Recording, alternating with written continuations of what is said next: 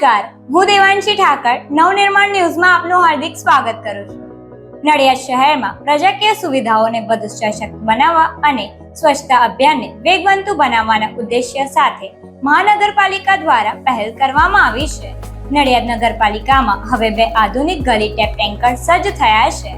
વિશ્વ પર્યાવરણ દિવસે નડિયાદના ધારાસભ્ય પંકજભાઈ દેસાઈ, મેયર મનીષભાઈ પટેલ તથા મ્યુનિસિપલ કમિશનર કિરણ ઝવેરેની ઉપસ્થિતિમાં એક વિશેષ કાર્યક્રમ યોજાયો હતો.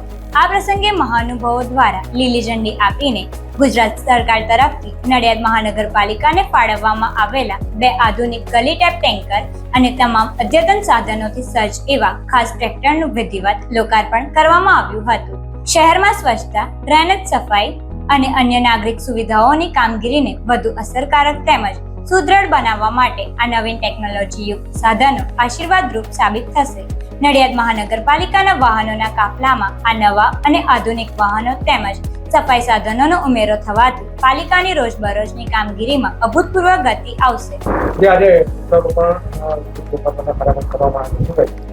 આજે વૃક્ષ વાવો વૃક્ષ બચાવો અંતર્ગત 5મી જૂન વિશ્વ પર્યાવરણ દિવસ નિમિત્તે આજે નડિયાદ મહાનગરપાલિકા દ્વારા માનનીય શ્રી પંકજભાઈ દેસાઈ સાહેબ, પ્રદેશ મહામંત્રી અજયભાઈ બ્રહ્મભટ્ટ સાહેબ, અમારા કોર્પોરેશનના કમિશનર શ્રી ઝવેરી સાહેબ, ડેપ્યુટી કમિશનર શ્રી, સ્ટેન્ડિંગ કમિટીના ચેરમેન, પક્ષના નેતા, દંડક, ડેપ્યુટી મેયર, સંગઠન તથા કોર્પોરેટર સૌ કોઈ સાથે આજે અમે વૃક્ષો વાવી અને વિશ્વ પર્યાવરણ દિવસની ઉજવણી કરી છે.